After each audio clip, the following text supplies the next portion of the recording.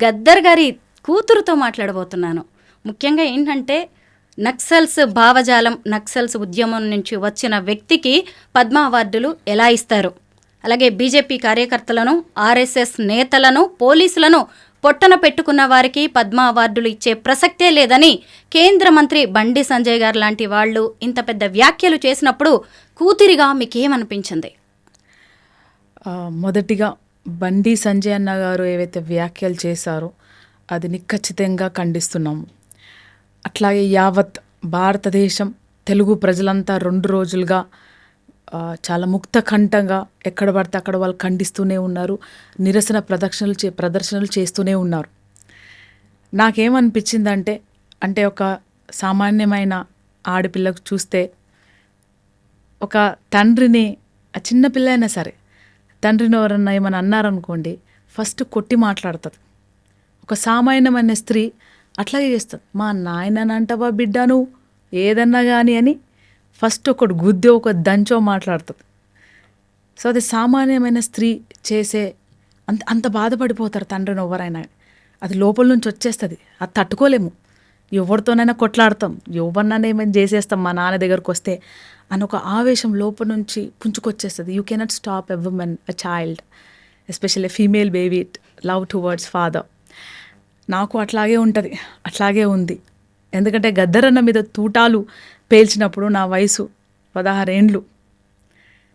మా నాన్న మీద తూటాలు పేల్చరా అని చెప్పి రాళ్ళు తీసి ఆ కారు మీదకి ఇసురుకుంటా, వాళ్ళు నా మీదకి ఫైరింగ్ చేస్తున్నా సరే వాళ్ళని చంపుతా అని రాళ్ళు ఇసురుకుంటా 2 కిలోమీటర్లు ఉరికిన దానికి, అంటే 16 ఏళ్ళప్పుడు నాకు వచ్చిన కోపానికి మళ్ళీ ఇప్పుడు వస్తున్న కోపానికి కానీ ఇప్పుడు వస్తున్న కోపాన్ని ఒక మెచ్యూర్డ్ ఉమెన్గా, అట్లాగే ఒక బాధ్యత గల పదవిలో ఉన్నప్పుడు ఏ విధంగా బిహేవ్ కావాలి, ఏ విధంగా రియాక్ట్ కావాలి దాన్ని ఆలోచించుకొని విన్నపించుకుంటున్నాం. అన్నగారు, బండి సంజయ్ అన్నగారు, మీరు ఒక బాధ్యత గల పదవిలో ఉన్నారు.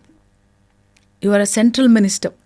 మనం ఏది మాట్లాడినా కానీ ప్రజల్ని ఉద్దేశించి మాట్లాడతాం.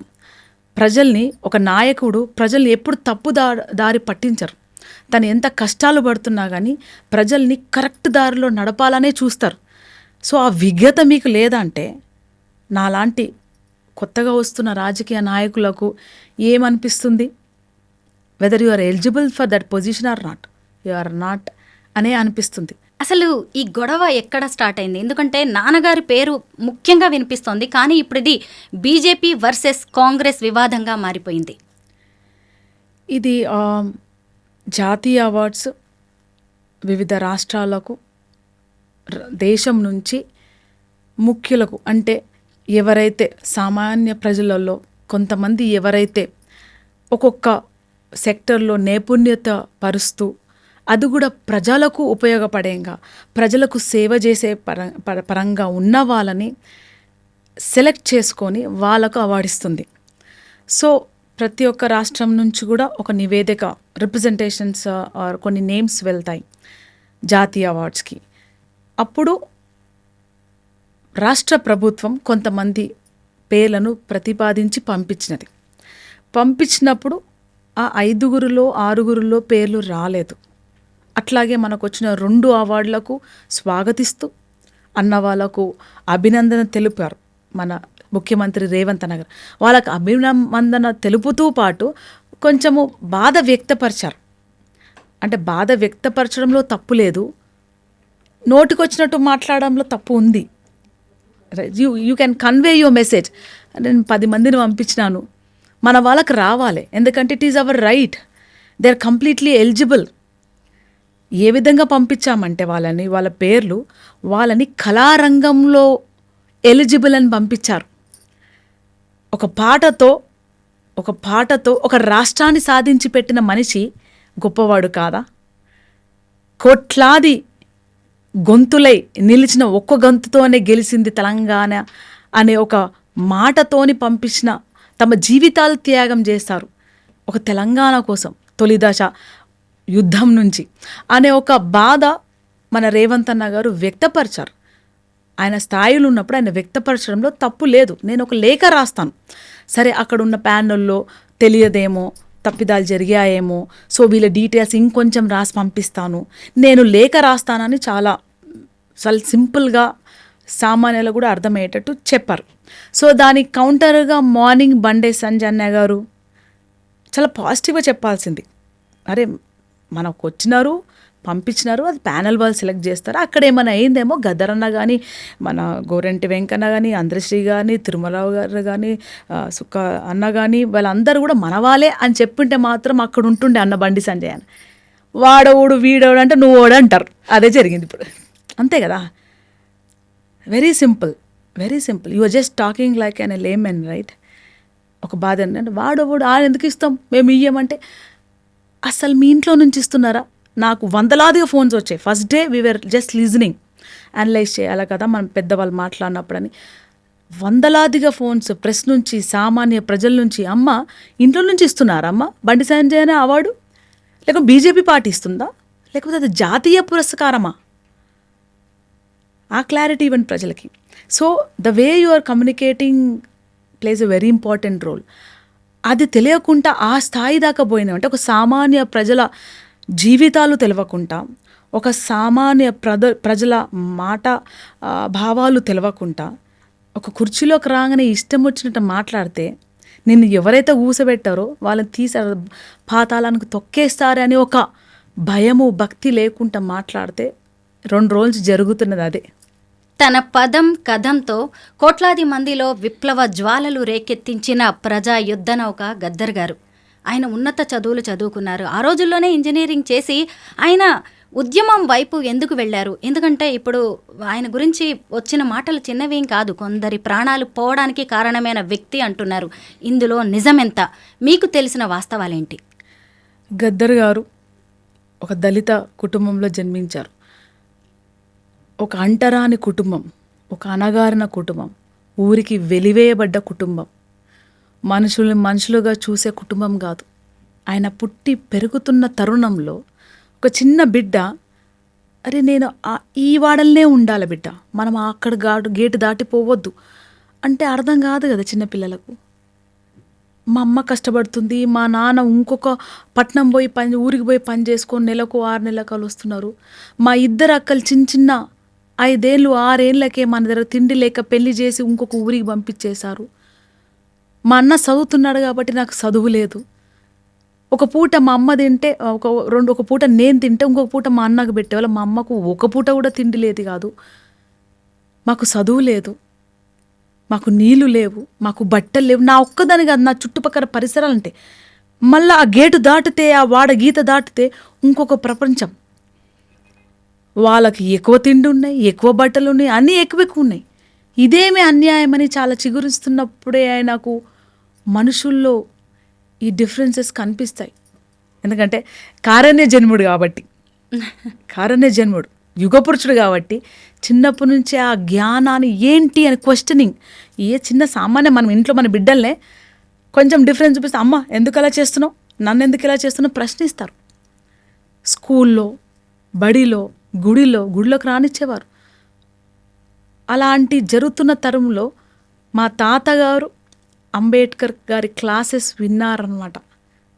సో మా తాతగారు అంబేద్కర్ వాది. అప్పటికే మా అత్తమ్మల్ని చదివించారు ఆ ఏటనే. ఇంట్లో దళిత బిడ్డలు మనమంతా చదువుకోవాలి, అనగారిన వర్గాలకు, అంటరాని వాళ్ళకు, స్త్రీలకు, అణిచివేతబడుతున్న వాళ్ళకు చదువే ఆయుధం, జ్ఞానమే ఆయుధం. చదవాలని కుటుంబ సభ్యులకు అందరికీ కష్టపడి చదువు నేర్పించుకుంటూ వచ్చారు. ఆ చదువుతున్న క్రమంలో అంబేద్కర్ వాదిగా తన జీవితాన్ని మొదలుపెట్టారు గద్దర్ గారు. అలా చదువుకుంటూ ఆల్వేస్ టాప్ ఉన్నారు. ఇంటర్మీడియట్ కంప్లీట్ చేసి, పీయూసీ కంప్లీట్ చేసి, ఇంటర్ కంప్లీట్ చేసి అక్కడి నుంచి పైన ఉస్మానియా యూనివర్సిటీ ఇంజనీరింగ్ స్టార్ట్ అయినప్పుడు కనెక్ట్ అయ్యారు ఆర్ట్స్ క్లబ్కి, నక్సల్బరీ మూమెంట్కి. తనలో ఉన్న ఆ ఆటని, పాటని, ఒగ్గు కథని ఈ ఆర్ట్ లవర్స్ అసోసియేషన్ కనెక్ట్ అయ్యి, నక్సల్బరీ మూమెంట్ కనెక్ట్ అయ్యి, అప్పుడు తను అనుకున్నాడు ఇది ఒక దారి, నా కన్నీలకు, నా అణిచివేతకు, నాతో ఒక మనిషిని మనిషిగా చూడని తరాన్ని కొట్లాడి సాధించుకుంటేనే నా ఒక్కొని కాదు లక్షలాదిగా చనిపోతున్నా, అణిచివేయబడుతున్నా అణగారిన వర్గాలకు, మైనారిటీలకు, స్త్రీలకు, పిల్లలకు ఒక బతుకుబాట అవుతుందేమో అని తనకు కనిపించిన దారిలో అప్పుడు వాళ్ళు కరెక్టే అనిపించినారు. ఊరు మనదిరా, ఈ వాడ మనదిరా, పల్లె మనదిరా, ప్రతి పనికి మనం రా, సుత్తె మనది, కత్తి మనది, పార మనది, పలుగు మనది, హా బండి మనదిరా, బండెడ్లు మనైరా, ఆ దొర ఏందిరో, దొర పీకుడేందిరో, జాలిం కోన్ రే, ఉస్కా జులుం క్యా రే. Of course that was right at that time. ఆ రోజు వాళ్ళు కొట్లాడినారు కాబట్టి నేను ఈరోజు ఇంత స్వేచ్ఛగా ఇక్కడ కూర్చొని మాట్లాడగలుగుతాను ఒక దళిత బిడ్డని. అది సమాజమే అక్కడ. That is the fact there. So అలా ప్రయాణం మొదలైన Gaddar garu then comes to is a naxalite అన్నారు. సో బండి సంజయ్ అన్న గారు అండ్ ప్రజలకందరికి తెలియాల్సిన నిజం, హూ ఈజ్ అ నక్సలైట్? నక్సలైట్లని ఎవరు తయారు చేశారు? నక్సలైట్ అంటే ఏమిటి? వాళ్ళు ఏమన్నా బిజినెస్లు నడుపుతున్నారా? భూదందాలు నడుపుతున్నారా? ల్యాండ్ మాఫియాలు నడుపుతున్నారా? ఉష్క మాఫియా నడుపుతున్నారా? లిక్కర్ మాఫియా నడుపుతున్నారా? రైట్, పిల్లల్ని, ఫ్యామిలీని కోట్లు గడించి అమెరికా బ్యాంకులలో, రిజర్వ్ బ్యాంక్స్లలో దాచుకుంటున్నారా? Everybody should know, the educated have to know, the women have to know who are in the urban area. ఎవరు నక్సలైట్లు? కూటికి లేని వాళ్ళు, కన్నీళ్ళు, కష్టాలు, అణిచివేతలో పెరుగుతున్నవారు. మా గుడిసె పీకపోతుంది, మా గుడిసె పీకకండి, మా పొట్ట కొట్టకండి, మా అన్నం కింద పడేయకండి, మా బువ్వ మాకు కావాలి, మా సద్ది బువ్వ, మా పాసిపోయిన బువ్వ, మా చింపిరి బట్టలు, మా రేకుల తడుక మాకు ఉండని అని తిరుగుబాటు చేసేవాళ్ళే నక్సలైట్ అని నాకు చిన్నప్పటి నుంచి చూస్తూ ఉన్నాను. వాళ్ళు కొట్లాడుతున్నారు, జంగల్ జమీన్ అని కొట్లాడుతున్నారు. వాళ్ళని మీరు అడవిలోకి పోయి స్పెషల్ టాస్క్ ఫోర్స్ పెట్టి కోట్ల కొద్దీ ఏని ఇంప్లిమెంట్ చేసి పట్టుకొని వచ్చి కాల్చి ఎన్కౌంటర్స్ అంటున్నారు. దానికి నిజ నిర్ధారణ చేసి మాట్లాడండి ముందుగా మీ ప్రభుత్వం. మీరు మరి బహిరంగంగా తిరుగుతున్న దొంగల్ని, లంగల్ని ఏం చేస్తున్నారండి మీరు? బెయిల్ వచ్చేస్తే గంటకే. డ్రగ్ మాఫియా నడుస్తూనే ఉంది, ల్యాండ్ మాఫియా నడుస్తూనే ఉంది, స్త్రీల మీద రేపులు నడుస్తూనే ఉన్నాయి, పిల్లల్ని మీద దౌర్జన్యం నడుస్తూనే ఉంది, అణిచివేత నడుస్తూనే ఉంది. మరి బహిరంగంగా కనిపిస్తున్న వాళ్ళని మరి ఇంప్లిమెంట్ చేసి, కోర్టులు ఇంప్లిమెంట్ చేసి, ఒక పోలీస్ కేసు పెట్టి జైల్లో పెట్టే దమ్ము లేని వాళ్ళు. ఈ వ్యత్యాసం ప్రజలకందరికి తెలియాల్సిన అవసరం ఉంది. Who is naxalite? అట్లానే నేను నక్సలైట్ బిడ్డగా నాకు తెలుసు, నేను చిన్నప్పుడు ఎంత నిజాయితీగా ఉండిపోయినారు, పని చేసినారు, చనిపోయిన అమరులైనారు. ఎంతమంది రెడీ ఉన్నారండి తమ జీవితాన్ని వదిలేసని ఇంకొవరు కోసమో, తెలవని వాళ్ళ కోసం పోయి ఎన్కౌంటర్ చనిపోవడం, మన వాళ్ళ కోసం మనమే మన పాకెట్ నుంచి పైసలు తీసి ఇయ్యని యుగంలో బతుకుతున్నప్పుడు, and you are going and giving your lives to the people who don't know, sacrificing your life just like our independence, just like our Telangana agitation.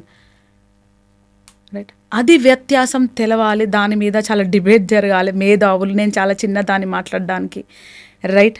So మేధావులు మాట్లాడాలి, జర్నలిస్టులు మాట్లాడాలి, సామాన్య ప్రజలు మాట్లాడాలి, ఒక రీసెర్చ్ నడవాలి. Research has to be done. 60 ఏళ్ళగా నక్సల్బరీ మూవ్మెంట్ నడుస్తుంది, ఇంకా నడుస్తుంది. ఎక్కడ చిన్నపిల్లలు పట్టుకొని నడుస్తున్నారు, కొట్లాడుతున్నారు, తిరుగుబాటు చేస్తున్నారు. తప్పు లేదు. చంటి బిడ్డ కూడా తిరుగుబాటు, పసికందు కూడా పాలియకపోతే తిరుగుబాటు చేస్తారు. ఆ తిరుగుబాటు చేసిన వాళ్ళందరూ నక్సలైట్లు అయితే డెఫినెట్లీ వాళ్ళు నక్సలైట్లు అవుతారు, గద్దర్లు అవుతారు. సో ఇది తెలుసుకోవాల్సిన జ్ఞానము. ఇది మంచి క్వశ్చన్ రేజ్ చేసినారు బండి సంజయ్ అన్న గారు. సో సామాన్య ప్రజలు, మన అర్బన్లో ఉన్నవాళ్ళు, యావత్ భారతదేశం అంటే నక్సలైట్లు ఎవరు, మావోయిస్టులు ఎవరు, అసలు వాళ్ళు ఎందుకు ఉంటారు, మనం పోయి చూద్దాం. Right, all the educated, all the research students go and do the research study and go to them, talk to them. వాళ్ళేమో దొంగలాగా హైదరాబాద్లో ఎన్ని దొంగతనాలు అవుతున్నాయండి, ఇంట్లోకి వచ్చి కొట్టి తీసుకొని పోతారు. మరి దాని ఎందుకు హరికడతలేరు? రైట్, సో ఇలా మాట్లాడుకుంటే ఇట్ విల్ గో